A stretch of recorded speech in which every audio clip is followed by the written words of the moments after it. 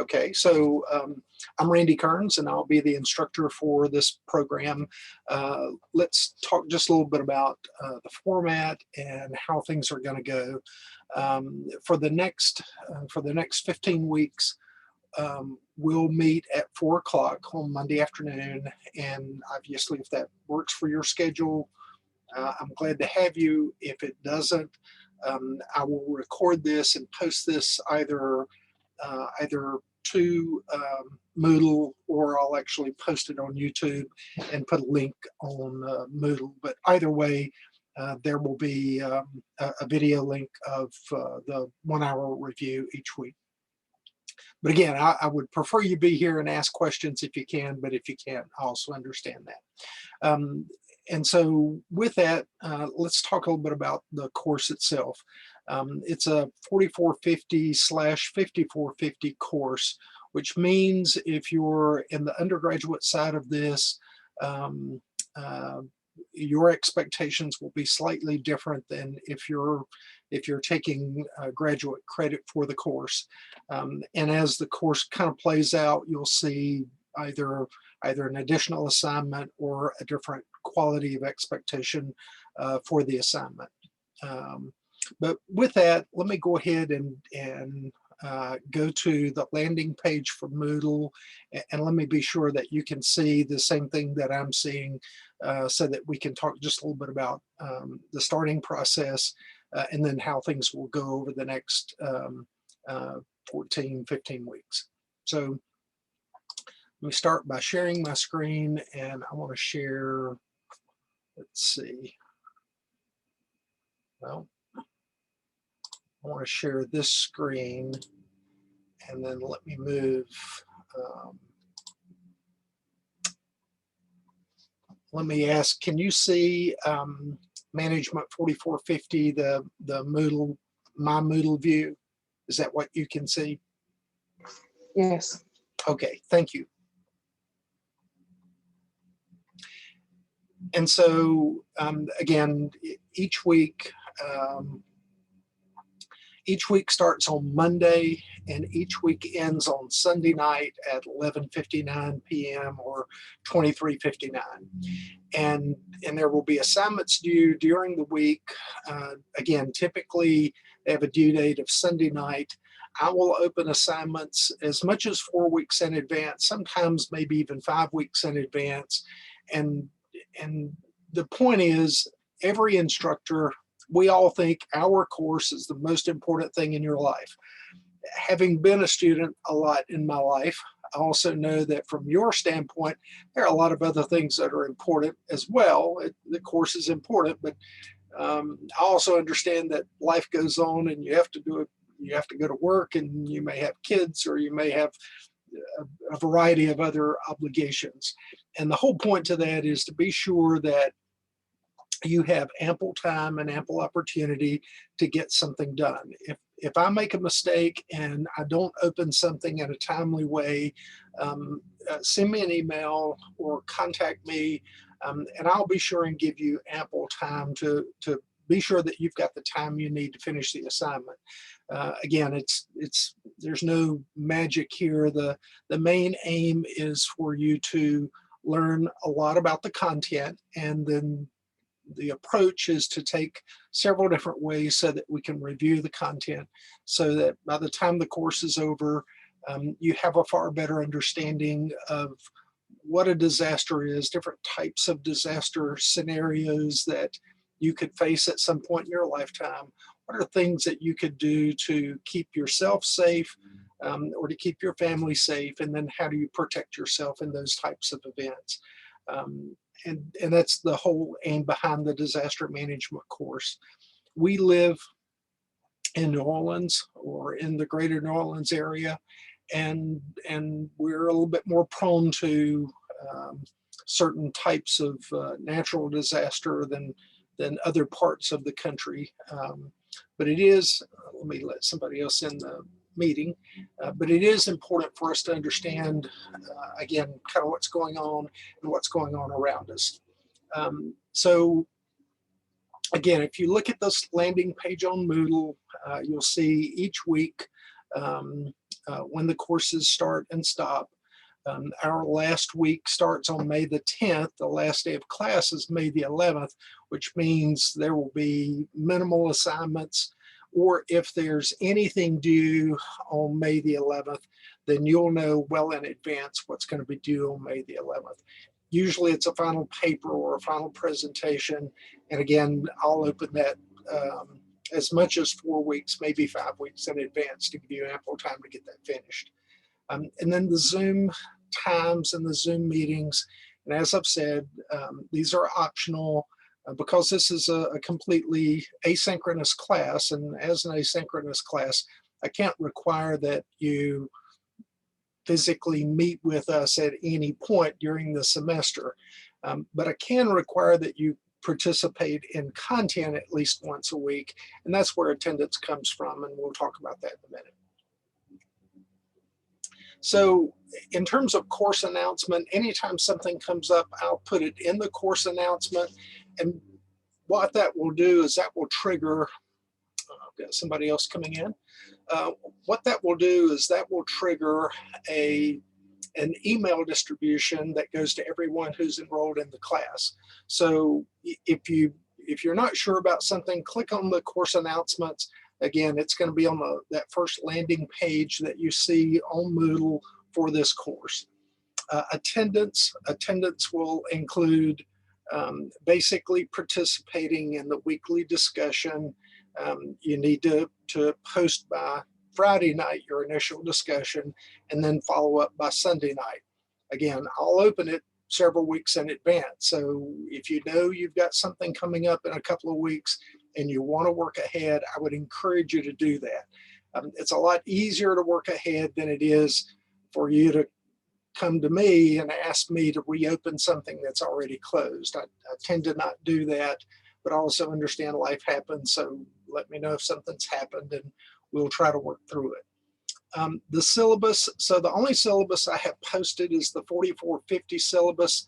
Again, if you're in this course, in the 5450 part of this course, and you're pursuing graduate credit, a lot of what you'll see will be the same thing for the 4450. The difference is quality of assignments, certain expectations, and there will be a couple of additional assignments, but primarily it's when you're writing papers, there will be an expectation that you'll have a better understanding and a better ability to communicate in the depth and breadth of what you know about a certain subject.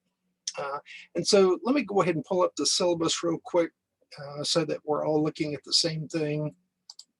So I have the syllabus on my screen. Is that what you can see?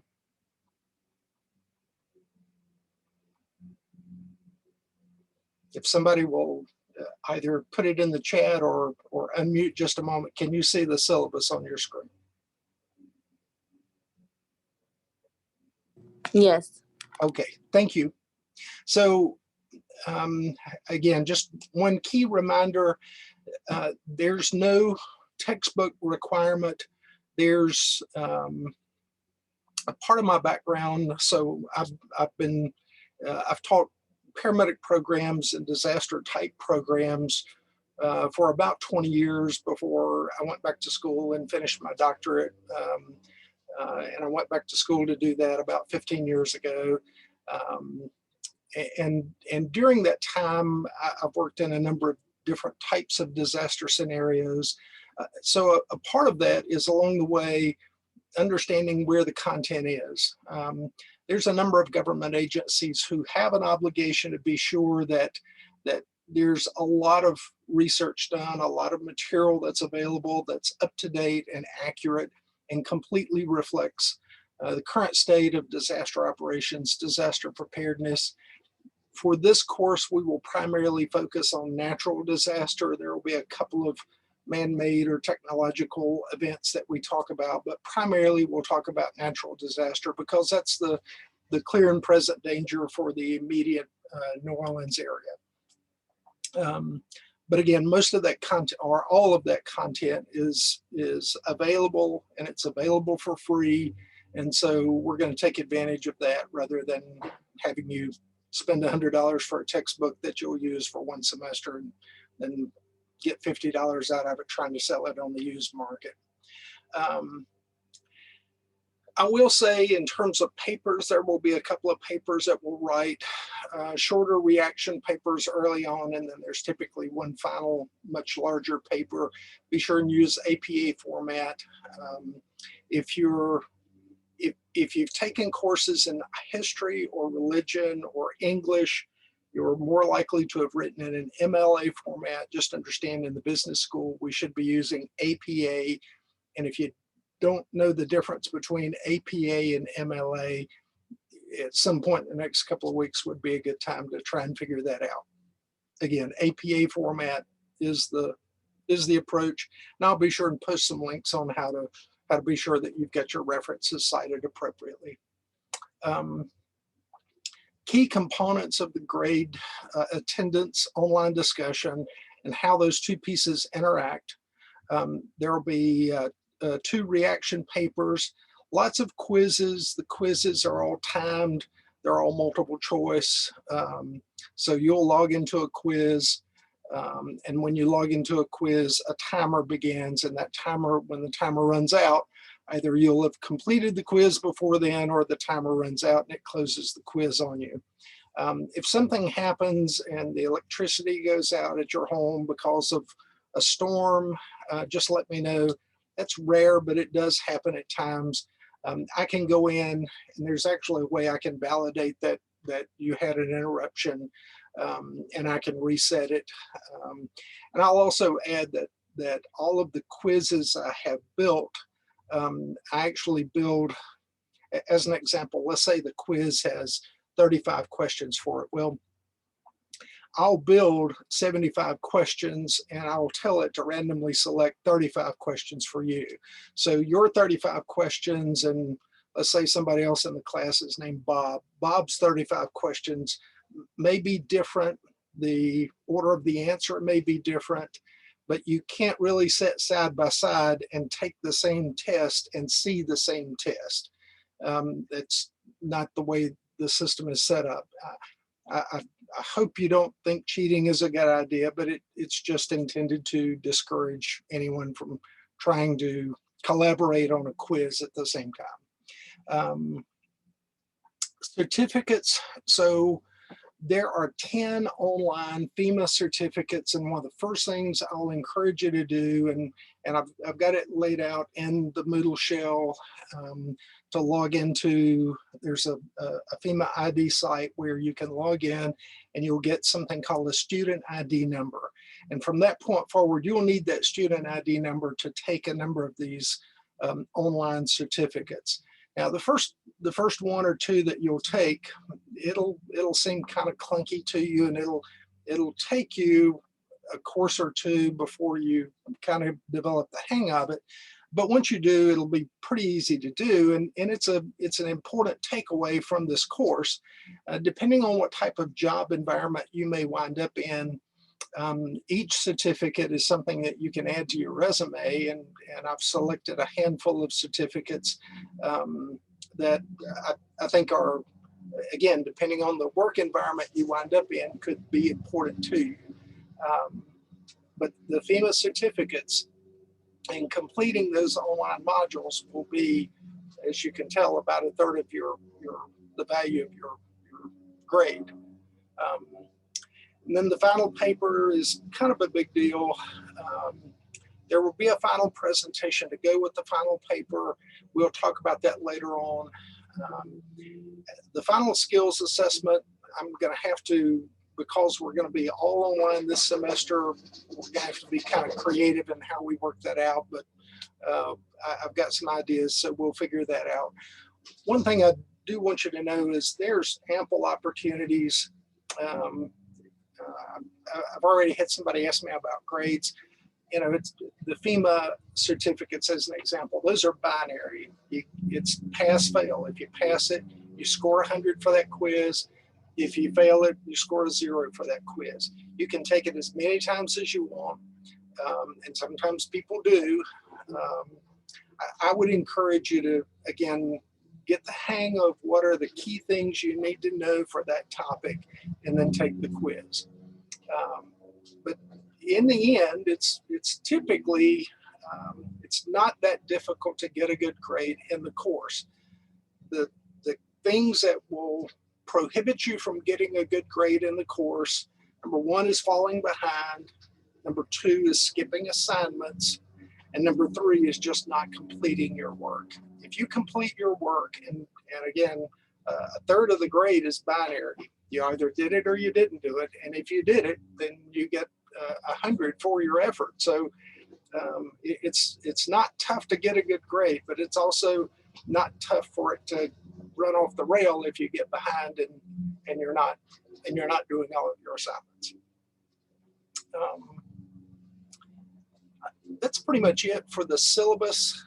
I've got a basic presentation that's also a part of this week. Let me go back to the Moodle shell just a minute. Let me stop and ask at this point, are there any questions? Okay, so at this point, I'm at the landing for Moodle, and is that what you can see? Can you see that my landing for the Moodle, for our Moodle shell for this course? Yes. Okay, thank you. So the next thing I want to pull in, so let's kind of scroll down to week 1.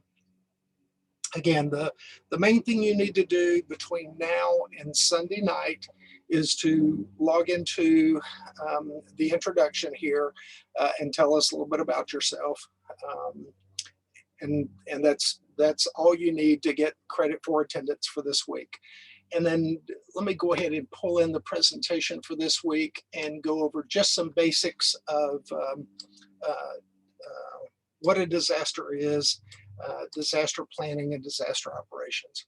And let me again start by saying, actually, let me do this just a minute. I'm going to stop sharing that and then reset my share to this. Okay, let me again ask the question, can you see? Let me also tell you, I've got multiple screens, so if I start looking away from the camera, it's not because I'm, let me change that, where that screen is so I can look at the camera. I know it drives me nuts if I'm the student and someone is not looking at the camera, so let's do that just a minute.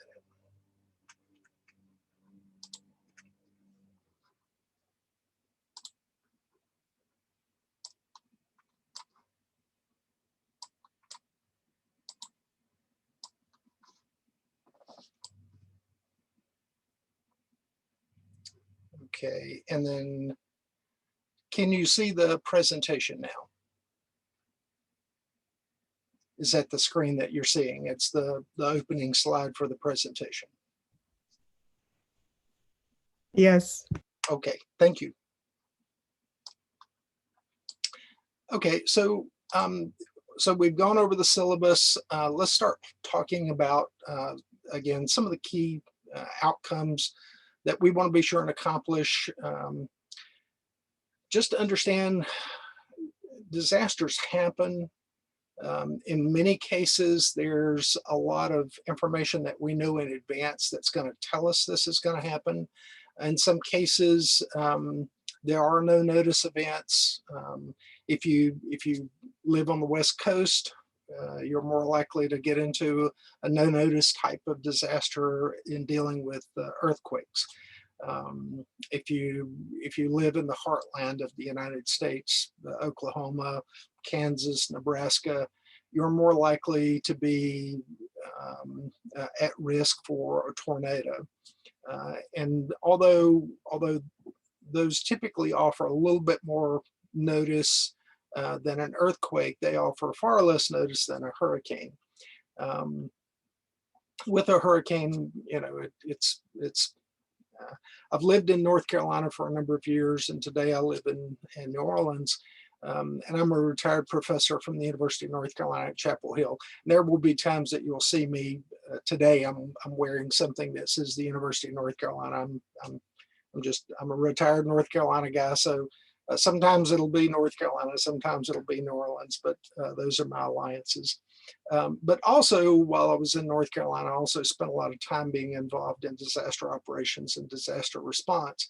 And one of the things I came to realize, both living there and living here, is the importance of self-awareness, being aware of the risks that are around you and the threats to you, and then how do you we use a word called mitigate. How do you limit the exposures you have to those risks?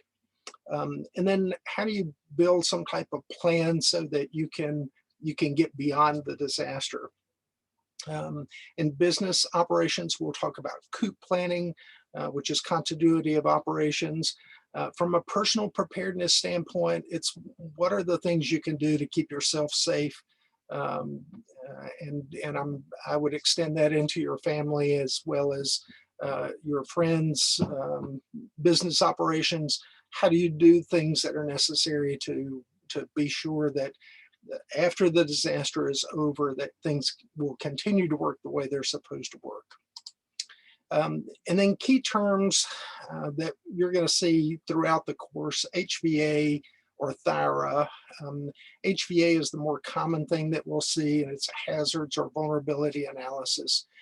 Our overall planning approach is an all hazards type planning approach. We'll talk a little bit about surge, and surge is basically how we deal with a large number of patients who wind up with injuries or wind up at needing medical care at one time. And then there's 4 primary steps to disaster planning or disaster preparedness. There's a 5th one in certain circles. The 5th one that, again, does or doesn't exist in some textbooks is the word prevention. But the 4 critical ones are the planning preparedness, phase 1, response is phase 2, recovery is phase 3, and mitigation is phase 4. And again, you'll see that on and off throughout the semester. It is important to understand the nature of disaster management. It's also important to preserve the operation. If it's your business, how do you get your business back on its feet? And we'll talk about supply chain management. We'll also talk about what are things you can do to protect your employees as well as, again, your family. It is important to, it's certainly important to survive the disaster, but it's also important for your business to survive the disaster. In some cases, if you own the business, you have other people that are also relying on you. So, how can you save your own life, but as well as how can you save somebody else's life? And again, here are the 4 key phases to disaster planning, preparedness, recovery, and mitigation. And then again, that 5th phase in some textbooks is the word prevention. You'll see that on and off throughout the semester. And again, whether it's HVA or THIRA, we'll talk about that later, but it's just understand when you're doing planning operations, hazards are things we can't control. I can't control a hurricane or an earthquake or a tornado. Vulnerability is something I can control. And so the analysis is to look at a hazard that may impact your organization and then assess your vulnerability to that hazard. And whether you're doing that for personal planning and preparedness or you're doing that for your business continuity, it is important to understand the HVA process, and we'll talk about that later. THIRA is a very similar, it's threats and hazards identification and risk assessment. It's something we're more likely to do on a government level than HVA. Some say it's a little bit more complicated. I would tell you an HVA is something that we're more likely to use in the business world and the personal preparedness world. Again, the hazard analysis stuff, things that are not in your control, what may occur that would impact your community. The vulnerability analysis, though, is something that you can control, and it is important for you to understand the vulnerabilities that you may face. When we looked at buying a house, one of the key decisions we needed to make included if we bought a house in the floodplain and where would we want to buy a house in the floodplain? We wound up buying a house close to the river because it's above sea level.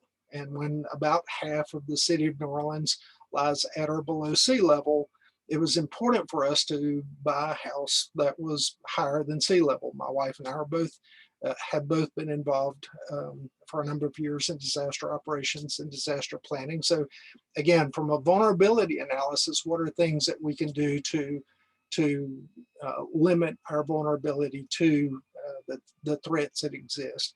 And flooding is certainly a threat. It's certainly a hazard that exists in the greater New Orleans area.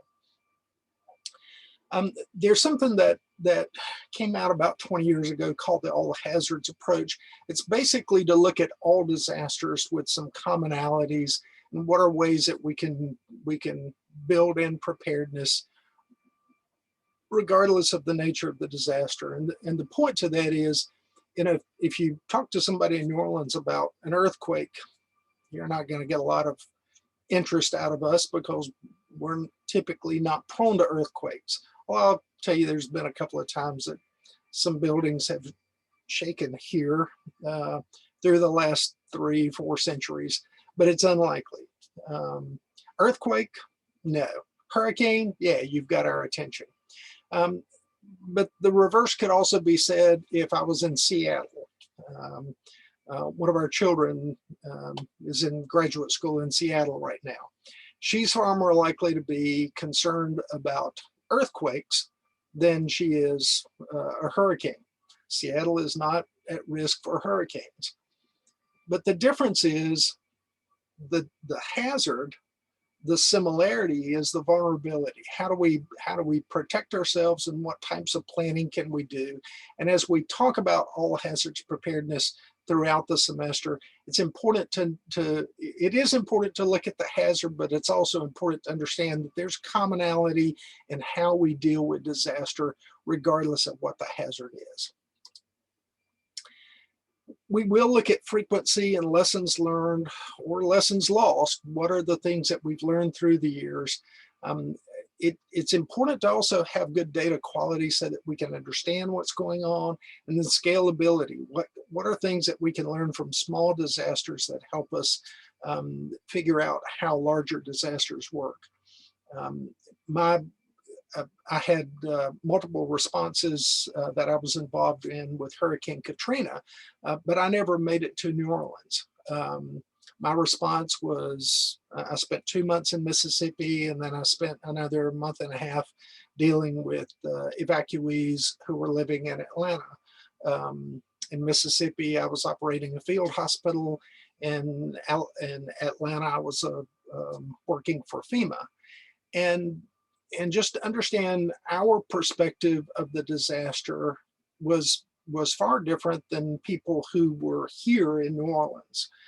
And that's because we had a different experience. At least the places that I worked, those people had a different experience than the people who stayed here throughout the time of the disaster. But it is important to learn those lessons, and then what are things you can do in terms of scalability.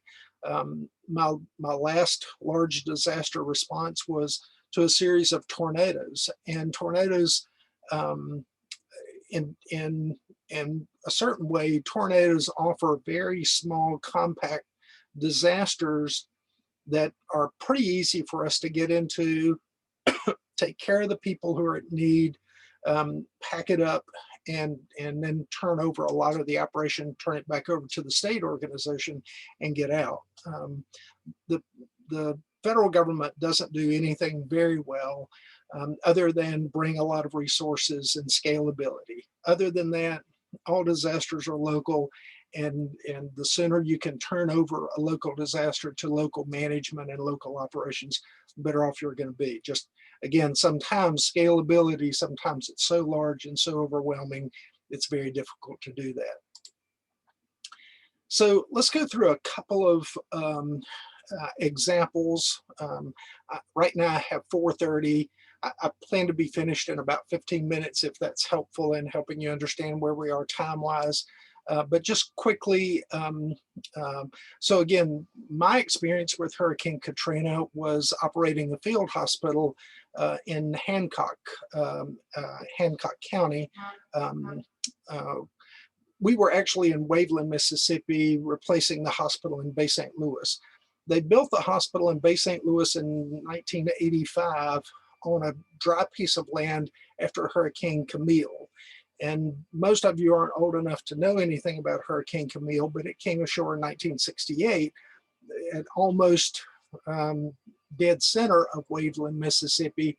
And Hurricane Camille, one of the few dry spots left in the area, was where they decided to build the hospital. And so this is a look from from inside of the hospital as the storm approached.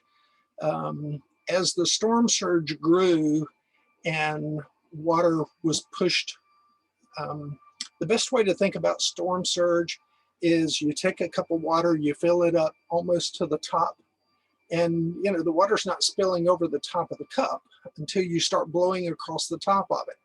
And if you start blowing across the top of it, or if you start spinning air above it and it pulls water up, between blowing across the top of it and pulling it up, it winds up creating storm surge. And it pushes large amounts of ocean water ashore. Again, as you can, if we go back to this slide, here's where the building is. I'm sorry, here's where the building is. And then this is early morning of, early Monday morning of the 29th. And then this is later on in the morning.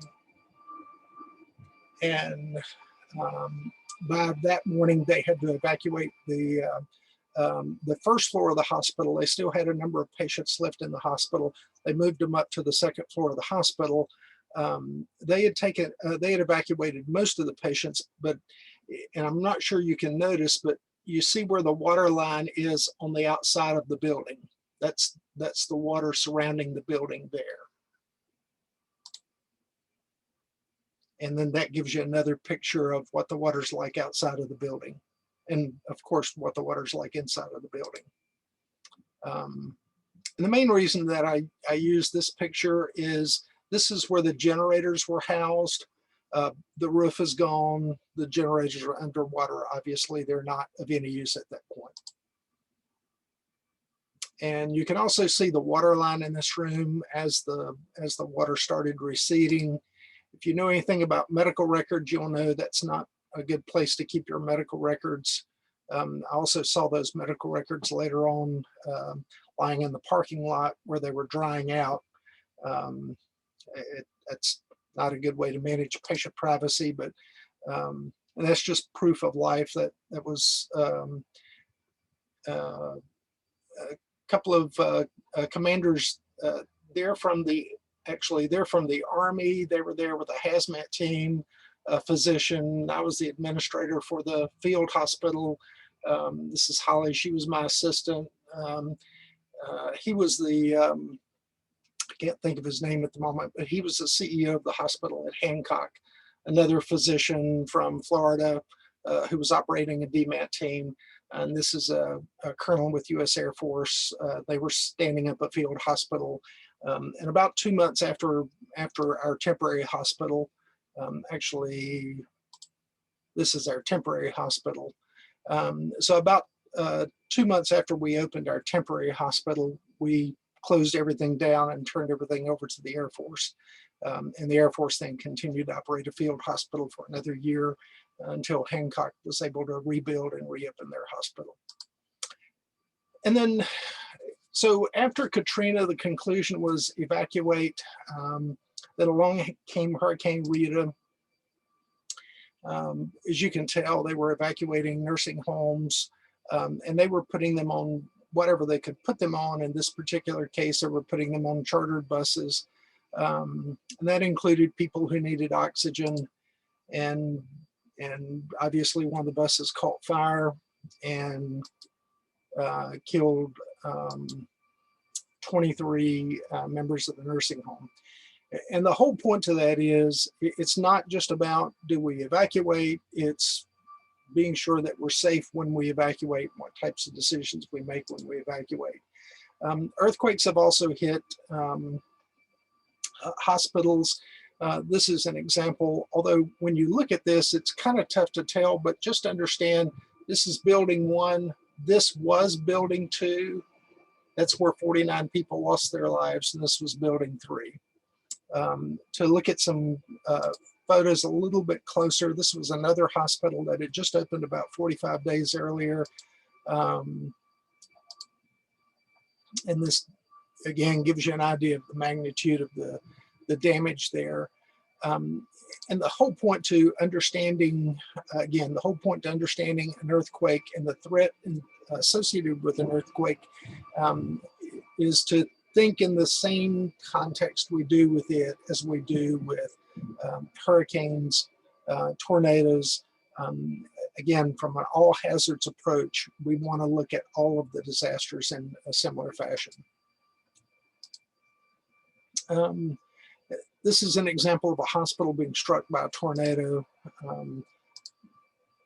Again, when you see the picture, it's kind of tough to tell, but these white spaces, that's actually looking all the way through the building.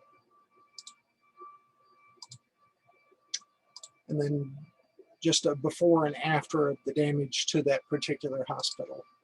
And then active shooter situations, we'll talk about active shooter later on. This was an event that occurred in Dayton, Ohio. From start to finish, the entire event took just a matter of minutes, but it just gives you an idea of how quickly things can occur. Today, right now, we're in the middle of the next great pandemic on the planet.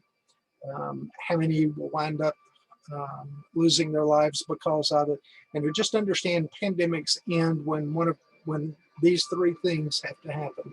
Number 1, a sufficient number of people are vaccinated and you've built antibodies to the infection.